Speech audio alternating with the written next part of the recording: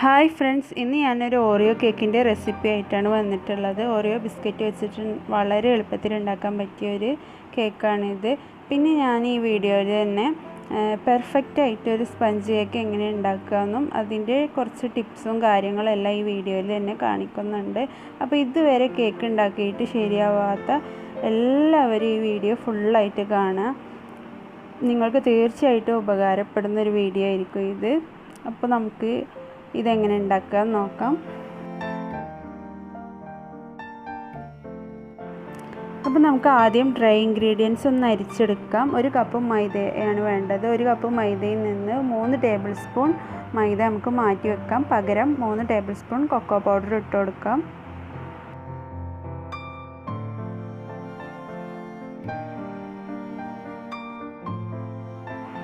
ഇനി 1 teaspoon baking powder, 1/4 teaspoon baking സോഡയും കൂടി ഇട്ടിട്ട് ഒന്ന് അരിച്ചെടുക്കാം.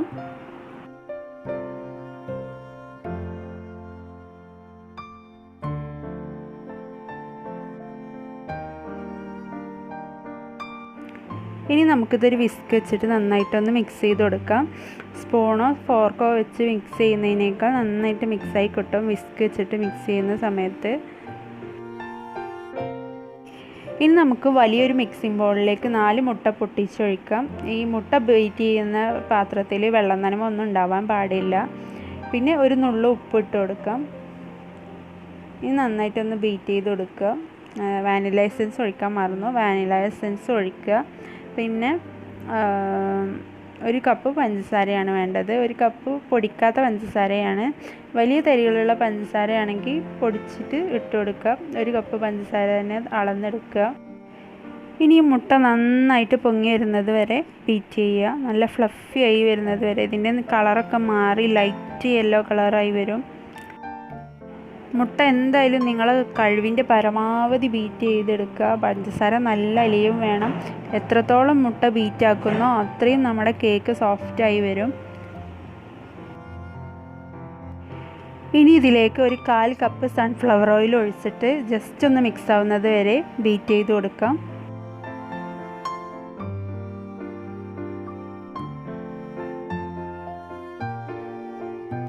ഇനി നമ്മൾ നേരത്തെ അരിച്ച് വെച്ച ഡ്രൈ ഇൻഗ്രീഡിയൻസ് കുറച്ചായി ചേർത്തിട്ട് വിസ്ക് വെച്ച് തന്നെ മിക്സ് ചെയ്യുക. സ്പാച്ചില വെച്ചിട്ട് മിക്സ് ചെയ്യുന്ന സമയത്ത് കട്ട കെട്ടാനുള്ള ചാൻസ് ഉണ്ട്. പിന്നെ ഒരുപാട് സമയമെടുക്കും. ഈ വിസ്ക് ആകുമ്പോൾ പെട്ടെന്ന് മിക്സിങ് കഴിയും. പിന്നെ ഒരുപാട് സ്പീഡിൽ ചെയ്യരുത്, പതുക്കെ മിക്സ് ചെയ്ത് കൊടുക്കുക.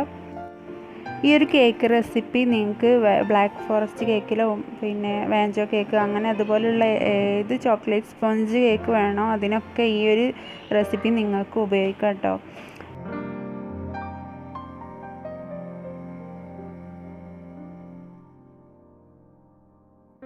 ഇനി ഒരു സ്പാച്ചില വെച്ച് സൈഡൊക്കെ ഒന്ന് ക്ലിയർ ചെയ്ത് കൊടുക്കുക. എന്നിട്ട് ഒന്നുകൂടെ ഒന്ന് മിക്സ് ചെയ്ത് കൊടുക്കുക.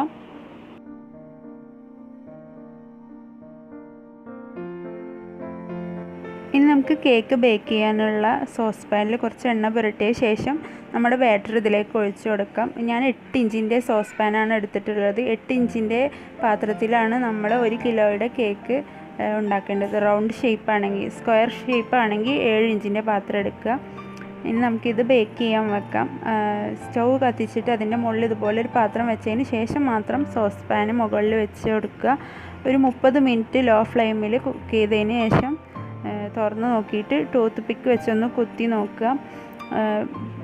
ടൂത്ത് പിക്ക് ക്ലിയർ ആയിട്ടാണ് വരുന്നതെങ്കിൽ കേക്ക് ബേക്കായി എന്നാണ് അർത്ഥം. ഇല്ലെങ്കിൽ ഒരു 5 മിനിറ്റ് കൂടി നമ്മൾ വെച്ച് കൊടുക്കുക. ഇനി ഒരു 8 ഓറിയോ ബിസ്ക്കറ്റ് നമുക്കൊന്ന് പൊടിച്ചെടുക്കണം. നിങ്ങൾക്ക് ഇതിൽ കൂടുതൽ വേണമെങ്കിൽ കൂടുതലെടുത്ത് പൊടിക്കാം കേട്ടോ. ഇത് വിപ്പിംഗ് ക്രീമിലേക്ക് ചേർക്കാനുള്ളതാണ്. നമ്മൾ ബീറ്റ് ചെയ്ത് വെച്ച വിപ്പിംഗ് ക്രീമിലേക്ക് ഇത് ഇട്ട് കൊടുത്തിട്ട് സ്പാച്ചുല വെച്ചിട്ട് നന്നായിട്ടൊന്ന് മിക്സ് ചെയ്ത് കൊടുത്താൽ മതി. നന്നായിട്ട് പൊടിക്കണം, ഇല്ലെങ്കിൽ നമ്മൾ നോസിലൊക്കെ വെച്ച് ഫ്ലവർ ചെയ്യുമ്പോൾ ബുദ്ധിമുട്ടായിരിക്കും. നന്നായിട്ട് പൊടിച്ചെടുക്കുക. നന്നായിട്ട് മിക്സാക്കി കൊടുക്കുക. എല്ലായിടത്തും ഒരുപോലെ എത്തണം. ഇനി ഇതുപോലെ ഒരു 8ഓ 10ഓ ഓറിയോ ബിസ്ക്കറ്റ് എടുത്ത് കയ്യിൽ വെച്ചിട്ടൊന്ന് ക്രഷ് ചെയ്തെടുക്കുക.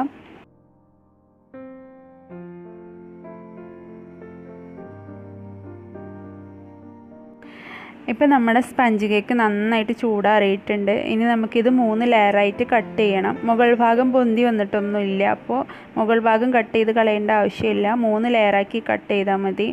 നിങ്ങൾ കേക്ക് ലെയറാക്കി കട്ട് ചെയ്യുന്ന സമയത്ത് ഇങ്ങനെ തിരിച്ച് കട്ട് ചെയ്യുകയാണെങ്കിൽ ഒരേ അളവിൽ നമുക്ക് കിട്ടും. ഇല്ലെങ്കിൽ പല അളവിൽ കുഴിഞ്ഞിട്ടും ഇങ്ങനെയൊക്കെ ആവും ചിലപ്പോൾ കട്ട് ചെയ്യുന്ന സമയത്ത് കിട്ടുക.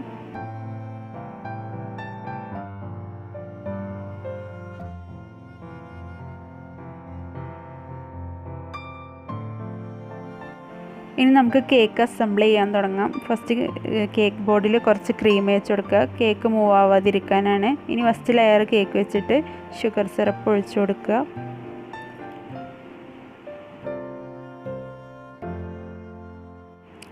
ഇനി ക്രീം തേച്ച് കൊടുക്കാം. 1.5 കപ്പ് ക്രീമാണ് കേട്ടോ ഞാൻ എടുത്തത്. 1 കിലോ കേക്കിലേക്ക് 1.5 കപ്പ് ക്രീമാണ് വേണ്ടത്. അപ്പോൾ നമ്മുടെ ഈ കേക്കും ഷുഗർ സിറപ്പും ക്രീമും എല്ലാം കൂടെ വരുമ്പോൾ 1 കിലോ കേക്കായിരിക്കും നമുക്ക് കറക്റ്റ് കിട്ടുക. അത്യാവശ്യം നല്ലൊരു ലെയറായിട്ട് തന്നെ ക്രീം തേച്ച് കൊടുക്കുക, എന്നിലേ കട്ട് ചെയ്യുമ്പോൾ കാണാനൊക്കെ ഒരു ഭംഗി ഉണ്ടാവുള്ളൂ.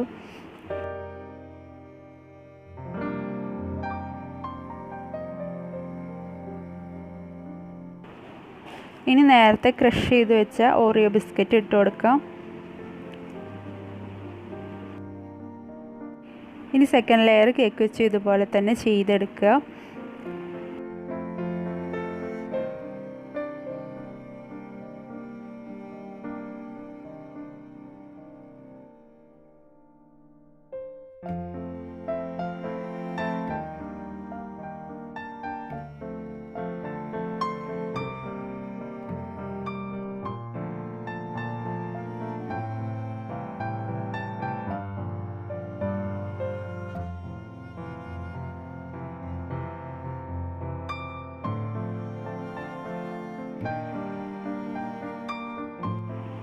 മൂന്നാമത്തെ ലെയർ വെച്ച് കൊടുക്കുക. ഷുഗർ സിറപ്പ് ഒഴിച്ചു കൊടുക്കുക.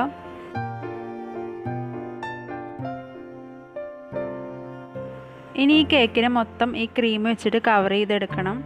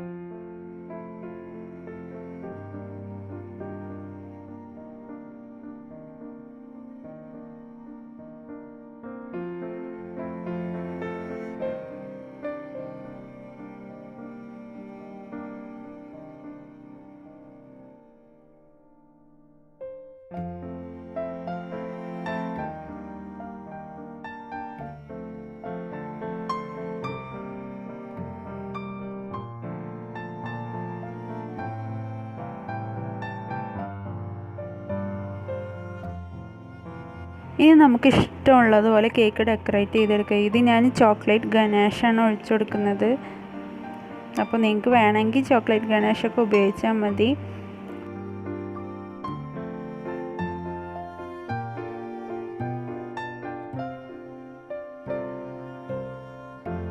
കുറച്ച് ഫ്ലവർ വരച്ചു കൊടുക്കാം.